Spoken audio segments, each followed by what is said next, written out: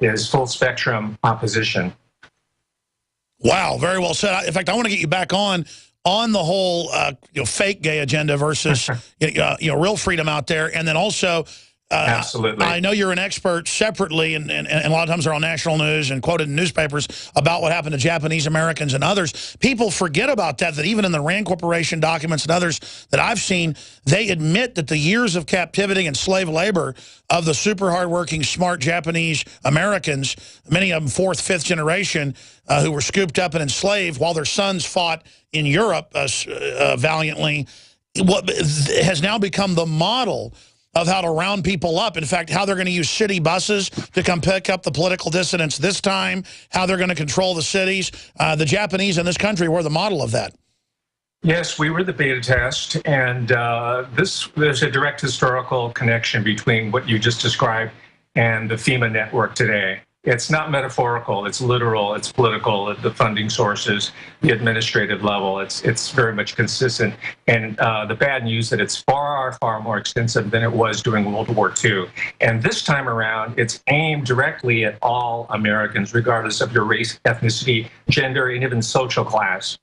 And that'll include even a lot of these professors who are smirking about some of these issues now. Maybe it'll take a few more to be beaten down in the street before they come to their senses. That's right. A lot of professors now are getting beat up for no reason on the street by the police. It's really good. It's a crazed system we're entering.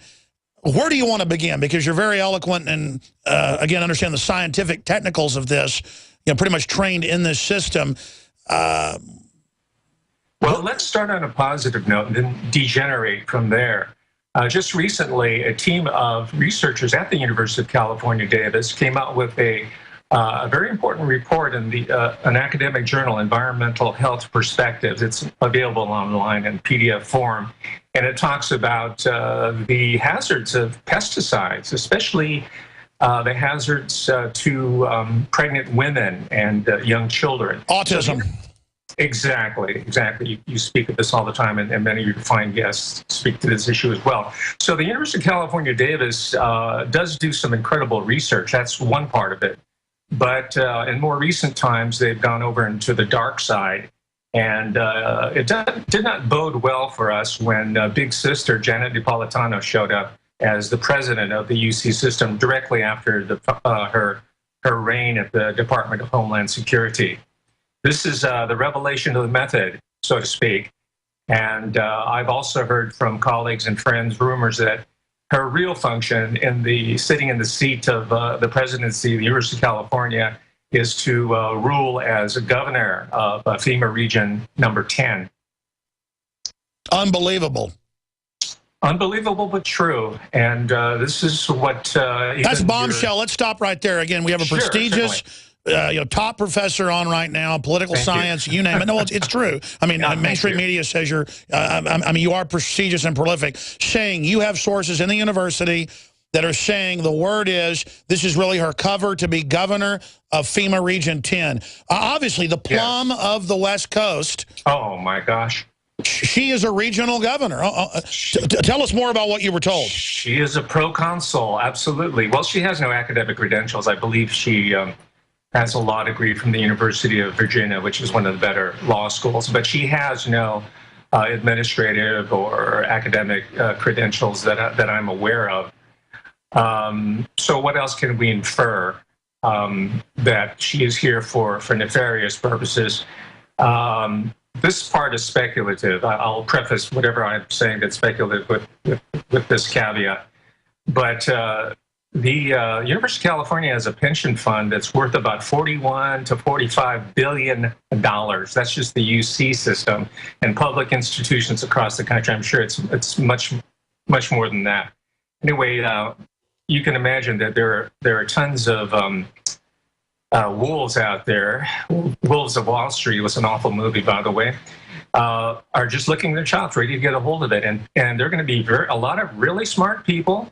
You know, we have MDs, we have a medical school, we have a law school, we have the usual run of PhDs and whatnot, are going to be very, very angry, and they have resources in order to combat or to fight back the theft of their pension. And you speak to this issue quite often. I think this is the next plum. Oh, yeah, they're getting UT ready to take their pensions as well. So all these people that have gone along with this, they're going to be the last to get their throats slit. That's exactly it. We're verging on the night of the long knives. By the way, the predecessor to Janet Napolitano is a guy named Mark Yudof. Just prior to coming to the University of California as president, guess what? He was president of the University of Texas. Oh. So these people rotate in and out, and after they've done their job, they kind of slink away, and they probably get jobs at the Ford Foundation. Again, it's the foundations again, which are the administrative and funding sources for much of the shadow let's start government. from the top, because you're an expert in this and one of their scholars, and so let's. We should get Francis Boyle back on, too. He actually went to their secret Henry Kissinger training level for global governance and then exposed them from the inside at Harvard. And then the same thing with some of the other people we've had on from the actual meetings where you're actually, given this intel. So break down maybe from the top of the foundation pyramid for us and then tie it into the social engineering. Before I go on, Francis Boyle is a really good example. This is directed to my colleagues in the higher education field, my fellow professors. Francis Boyle is a great example of someone who was tempted by the system, who was tapped, and was slated to become one of these functionaries, these proconsuls for the foundations. But he refused that. Instead, he decided to pursue the moral and ethical course.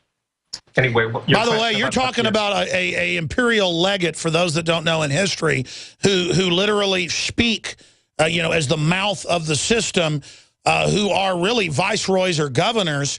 And that's actually what Henry Kissinger and others have called themselves, Zbigniew Brzezinski. and he was tapped for that and basically turned it down. Obviously, Janet Napolitano and others didn't, and that's how this system really works, and that's why the political class goes along with it, because they want to be governors. They want to be sub-governors of this new global system, and but if we expose it, it's over for them. It is, and you know what? This process begins at the undergraduate level. It begins elite institutions of higher education, and what I've been discovering recently, this is bombshell information as well. This is being coordinated by so-called student services. There's been an incredible infusion of funding and hiring of these weasels who are catering to students in the guise of student activism, whatever single issue that they are involved with, and find out which among them are the sleaziest. Then they go to these student leadership conferences, and there they learn neuro-linguistic programming and the Delphi technique, and from there they observe, and these people go up rise through the system, and eventually they might become the president of the University of California system. Unbelievable. So this is why it is so important that those of us who teach are aware of this new world order curriculum, the theory and practice. And this is not being addressed in academia at this point. It is my purpose, my singular purpose, professional purpose, to bring this into the standard curriculum. So it almost becomes a cliche. It's going to be so, and I believe this can happen because this is a really, really receptive generation who are scratching their heads. They're learning obsolete forms of knowledge, information, so-called theory with a capital T, which also came out of the foundations. It came out of institutions like Yale. This is why people are fleeing from the humanities, because there is absolutely no relevance to their lives. They don't even read fiction or literature. They read theory about literature and short stories and poetry. Well, that's right. And intentional, by the way. Oh, absolutely. I mean, the big foundations, as you know, admit that they have to take the true critical thinking out, the love of history, the love of the humanities, and make it synthetic and fake so that basically those systems die. Just like they infiltrated the media and the press, bought it off to destroy it, to just get rid of it, and now literally have robots that just write press releases. That's the program. That's the plan. Give people obsolete degrees so they can implode the colleges after they've helped sell the people out and just create corporate technical schools that literally just create technicians, very small groups of managers to then manage the system. This is the destruction of the Renaissance, the destruction of the love of art, this is the evisceration of people being complex lovers of knowledge, because a complex lover of knowledge is going to recognize the tyranny and is not going to go along with it. That's exactly right. These are the specialists that you refer to as the technocracy. A lot of them at this point are coming from Asia. They have absolutely no knowledge, historical awareness of this process. So this is part of my job to educate them. Currently, they're bringing in large numbers of people from mainland China at the undergraduate level, and they're paying premium fees. I had one student who finished 2 years at UC Davis from Vietnam, and it's not a wealthy country. Yet over 2 years, her family spent $200,000 in order to send her to the University of California. Wow. Yeah, and at the same time, as we've been noting over the last few days, the larger master plan, they have a name for it. It's called the 2020 Initiative. Yes. This is the UC Davis. And the plan there is to bring large numbers of illegal aliens who are now teenagers, but in a few years will be undergraduates, barely literate, unschooled in American political culture and our rich heritage of freedom, democracy, individual liberty, and constitutional guarantees, who will be the next generation of CPS workers and emissaries for the larger welfare state. Unbelievable. And I forget his name. We had him on about 2 years ago. But even liberal, real liberal members of the Labor Party and others have come on the show and admitted, no, we brought immigrants in over the last 20 years from the former Soviet Union, and they've made them the police and the CPS workers, and they're now just disappearing kids. They will do whatever they're told, and a lot of them were brought in as teenagers, and it turns out the model they pulled in England and the UK, I'm getting chills right now, literally, folks, is now the model here. This is so creepy. This is the domestic national security force, just as big, just as strong as our military, that they're bringing in. And again, I have nothing against these young, poor kids. What are they going to think being brought in at 15, 14? The government gives them everything, just like the old Soviet Union used to take the orphans and make them be the tax police. This is literally an authoritarian model that comes right out of the old Soviet Union. This is, or right out of Nazi Germany. Hitler Youth. I mean, this is not a joke. It's being rolled out right as we speak. There's another dimension to this as well, with the large numbers of younger undergraduates that are being cultivated for this larger welfare state system. And that is ROTC. I have a lot of students who can't make it financially, and through the undergraduate degree program. So they have to sign up for ROTC, Reserve Officer Training Corps, in order to pay for their tuition and the books. So as you know, ROTC on these at these public institutions are being trained to see the American public, the so-called civilians, as the enemy, as the major threat. So you have that dimension as well.